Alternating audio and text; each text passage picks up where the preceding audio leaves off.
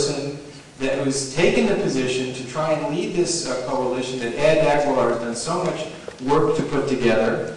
And so this is a propitious time, and I think it's a great honor that he is really the first American to formally have accepted this historical commission in this venue.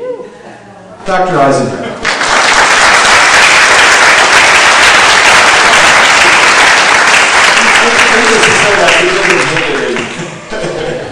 I did want to talk a little bit about a theme which I think runs right through the talk by Dr. Blix, which is the reluctance now of the United States to engage in multilateral agreements.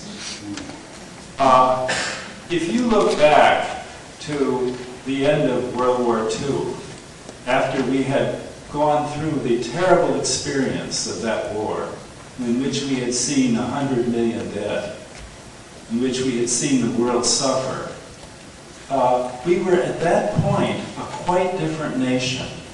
We were willing to endorse and in fact almost invent the United Nations. In 1946, we were willing to offer nuclear disarmament through the Baruch Plan. We were willing to engage in direct multilateral diplomacy. We were willing to offer a significant percentage of our national income in foreign aid. I mean, it's interesting to note, for instance, that the Marshall Plan, which we set up after World War II, took 2% of our gross national product. And today, we talk about the millennial goals. And we say we're offering 0.7% of our gross national product. And in fact, what we're giving is 0.17. That is, we're giving a fourth of what we've even offered. Contrast that with what we did at the end of the war, where we're really willing to give of ourselves to help other people. And not just, by the way, in Europe, but also in the Far East as well. We were willing to offer American aid to help other countries.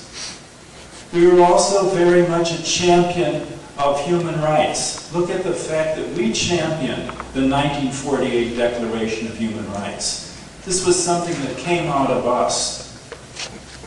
And we were willing at that time to go through a series of disarmament steps. And Jonathan and Dr. Blix have talked about them. The 1963 Limited Test Ban, the 1967 Outer Space Treaty, the 1968 Non-Proliferation Pact, and the various bilateral treaties with the Russians, including, by the way, the Anti-Ballistic Missile Treaty of 1972. We were willing to go through all these things. We believed in multilateral agreements. We believed in the fact that international diplomacy and agreements were a way towards peace and security. And now we have really fallen off that track. And it isn't just, by the way, in disarmament, but in other areas as well. At the same time, for instance, that we won't sign on to the Comprehensive Test Ban, we won't sign on to the Kyoto Protocols on climate control. We won't sign on to the International Criminal Court. We won't sign a treaty banning landmines or banning adolescent soldiers and a number of other treaties. We've backed off, as you've heard, from other things as well, including, by the way, and I'll get into that in a minute, a treaty on the de-weaponization of outer space. We've, in a certain sense, fallen from grace. And what we're doing right now is relying almost exclusively on the unilateral use of military force. We're not relying on diplomacy. Diplomacy has now taken a really secondary or tertiary place next to our reliance on military force.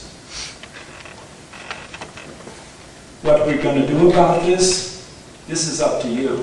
This is up to the public. It's up to us to push the nation in another direction.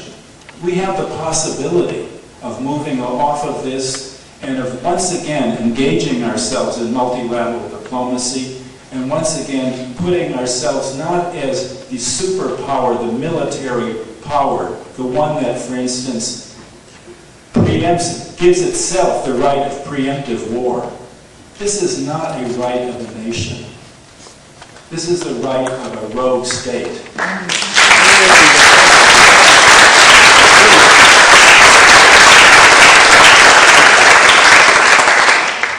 We have the possibility to move off of that role.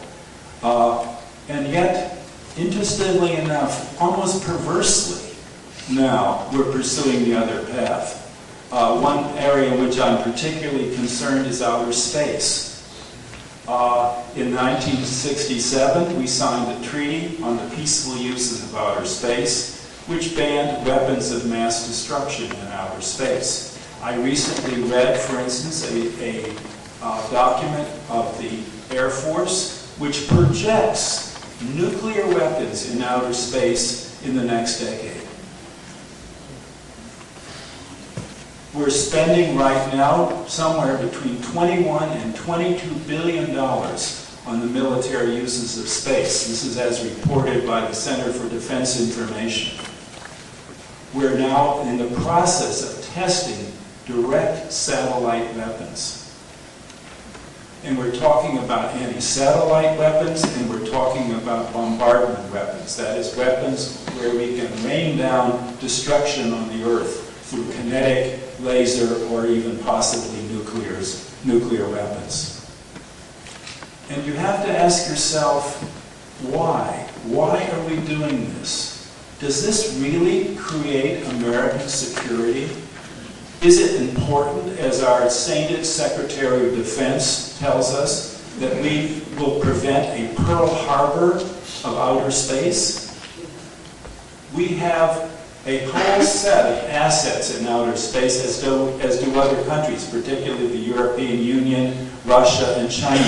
These are communication satellites, positioning satellites, scientific satellites. We have hundreds of billions of dollars of assets in outer space upon which the modern globalized world depends.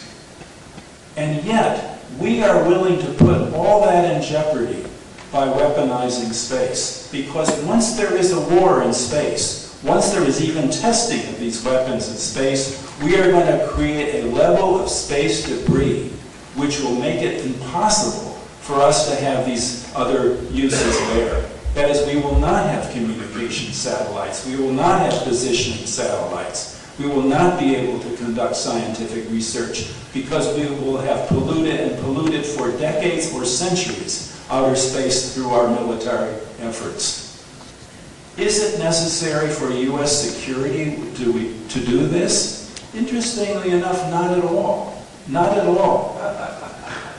The Russians, the Chinese, are more than willing, and have said so repeatedly for, by the way, a decade, that they are willing to sign a treaty on the de-weaponization of space, and they are willing to discuss verification.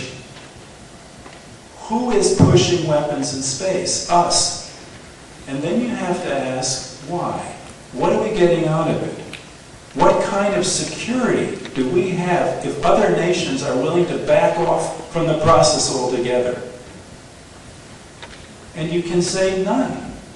It is not conducive to U.S. security to do this. In fact, we are projecting an entire area for new wars. And we're also projecting an entire area where we're going to be spending hundreds, and possibly trillions of dollars to weaponize space. This is simply not sensible. And it's not necessary. We can sign on to a treaty and we can get out of this altogether. And you have to ask why we're doing it. And then you begin to look at the fact that there is an organization called Lockheed Martin. There's an organization called Northrop Grumman. There's an organization called Raytheon. And you begin to look at the fact that these organizations, these companies, are spreading millions of dollars to our legislature and to the political parties. to keep these contracts. And you begin to ask yourself, who's running America? Do we have a democracy or an oligarchy? Are we losing control of our own government? Are these organizations making decisions for us which have nothing to do with our security, but have a lot to do with their profit? This means, I think, and this is one area, and one can see this area duplicated in other fields as well. We have to ask ourselves, isn't it time now that we take back America?